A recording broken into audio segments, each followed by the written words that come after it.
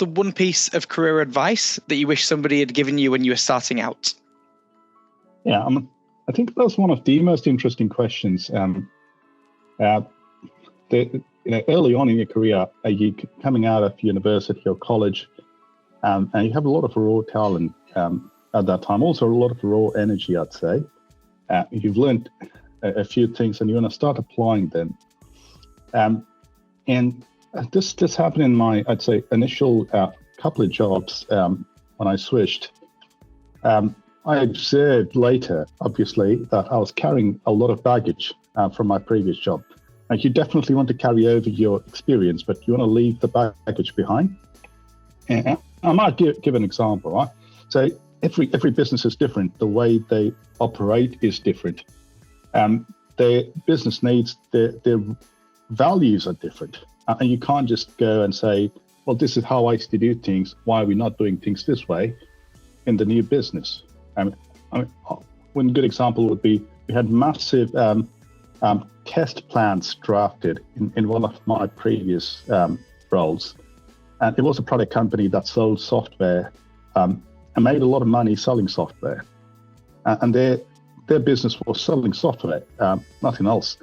And hence, the quality of software mattered a lot to them because you can't, back in those days, I'm talking about 12, 13 years ago, maybe more, you couldn't, there was no continuous delivery, there was no continuous integration at the scale as we have now. There were still product teams releasing version 5.1 and version 5.2. So when you release a version, you had to ensure it was good, and hence quality mattered. And then I went on to work at another job, which was a financial institution, massive into investing, and they were not selling software. You were there building software to either automate the business's needs, or you were there to build software to ensure that the business had the required infrastructure for all their employees. They were never going to even let anyone else have a peek into their software. They're so private about it, and rightfully so, right? That is the IP. And me walking in there and saying, well, where are all your test plans? And where are all your test drafts? It absolutely did not make any sense. Rather than thinking about it myself and going, well, do we really need this in this business? I ended up, basically rustling a few leaves. I'm not exactly flying right, especially in the financial world. You don't want to go around challenging your bosses unless you don't have your facts right. And I learned that the hard way, that rather than doing that, I should have just understood what the business needs are, adapted myself, applied my skills and applied my experience to basically elevate the current situation and make it better and leverage my capacity and capability and leave baggage at the door. And I think it was instrumental in me later on that learning. I learned it the hard way. If I could say this to someone, especially if you're starting out, is please understand what part of your, I'd say, mindset that you want to carry into your next job. Obviously, you never, whenever you're switching jobs, you're not doing that because, just for the sake of switching a job, you're really looking forward to a new job. There's a reason you're looking for a new role. So make sure that you leave your baggage behind and just carry over your skills and experience.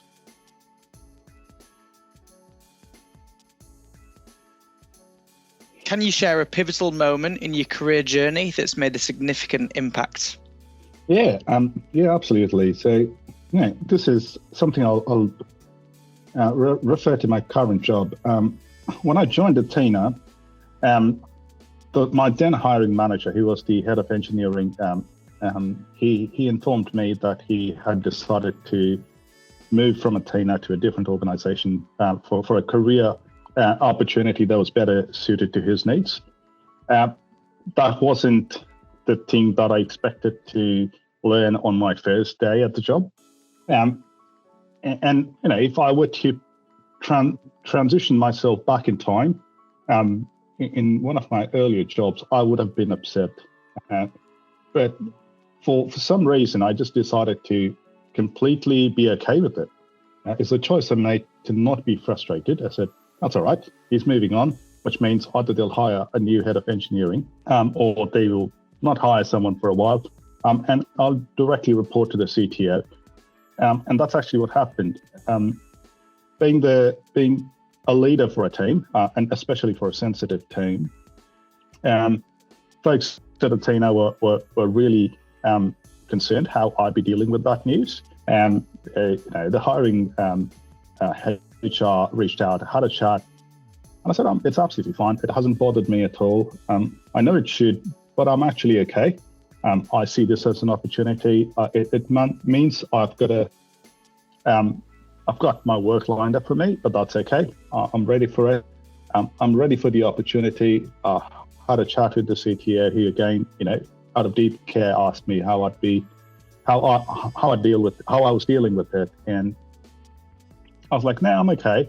I think it's a great opportunity. I'll be working closely with you, and whatever it is, we'll deal with it together. And if there's anything I can do to help you, since we might not hire a head of engineering for a short while, you'd be responsible for everything in engineering. So if there's anything I can do to help you, I'm happy to do so. And the only thing he said, look, you've got a department to run as an engineering manager.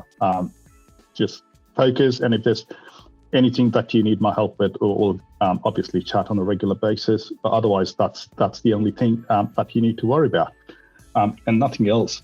And I actually found it extremely motivating, that challenging part where the 6 months that I worked at Athena, the first 6 months, it was very high energy.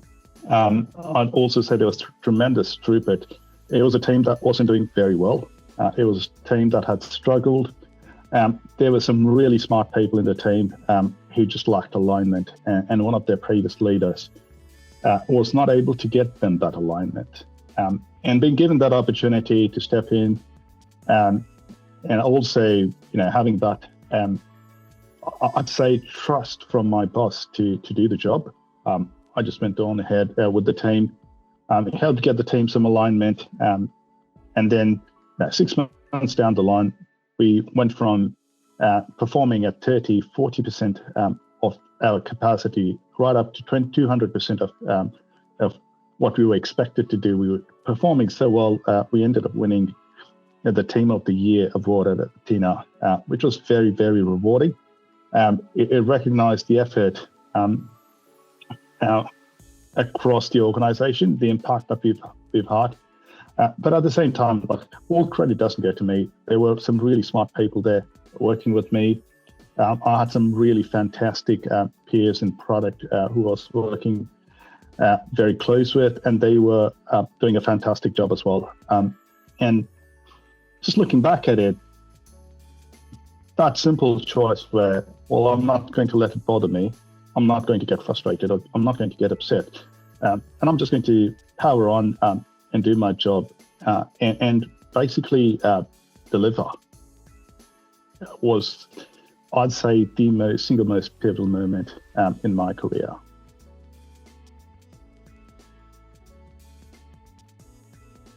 How do you approach challenges and setbacks in your professional life, and what's your go-to strategy for overcoming them? Yeah, that's another really great question. And one of the things that I have learned with experience is, no matter how much you plan, you can't plan for everything. So as long as you've reached a certain level of comfort with your plans, be ready to sometimes face certain unexpected scenarios. But one of the strategies that has helped is planning. Planning, especially for failures, understanding different ways a thing or a project or any, for that matter, any aspect of my professional life could fail. It's not always possible, as I said, to have all scenarios planned out. But what matters is understanding the symptoms that would indicate when the direction is moving towards a failure scenario, and anticipating it. If you don't plan, you will be very reactive. And there's nothing wrong with being reactive. It's just that it is going to pile on the stress. It is going to make you nervous. And at some point, you will react emotionally. Either you'll be frustrated or you'd be upset. What has worked really well is to plan and anticipate, embrace the frustration. There will be frustration. There was a time when we were on a critical path, and two of the most senior developers decided to just call it a day. And there's nothing we can do about it. Well, that's it. It's all right. They're going on. It means more work for me, but I'm here to do it. And so are you guys. And we might as well do this project the way we had planned to, and actually realize the goal and get recognized for it.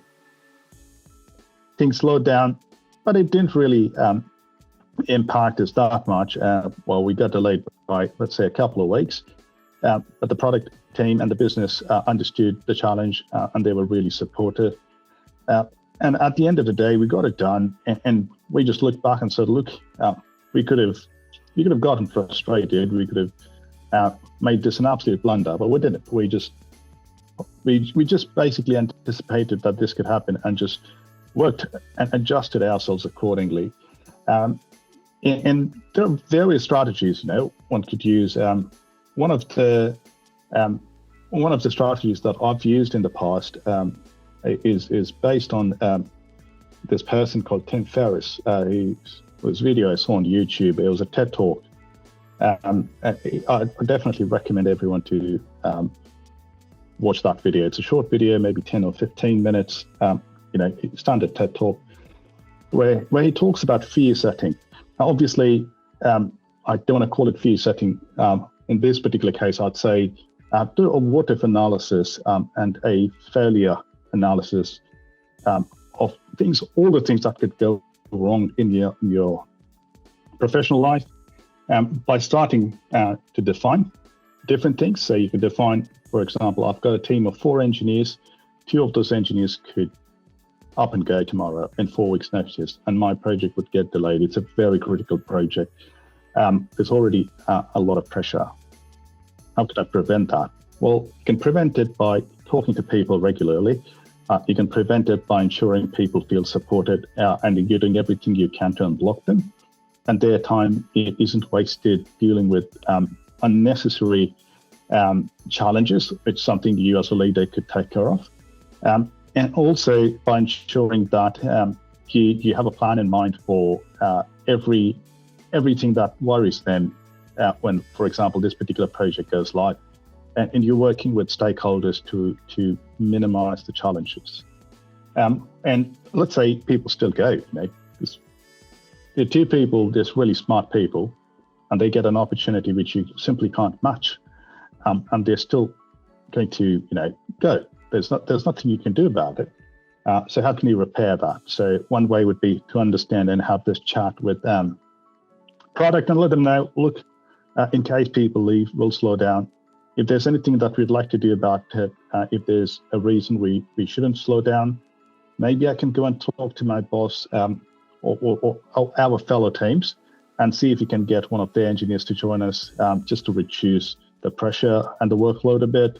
And ensure that we still have that domain knowledge and that understanding, and we're not just dependent on a couple of really critical people. That is one way to do it. Another way would be to go and say, look, it's a critical team. We are on a critical path. We've got to get something done. But if people go, there would be a substantial impact to business. Can I maybe?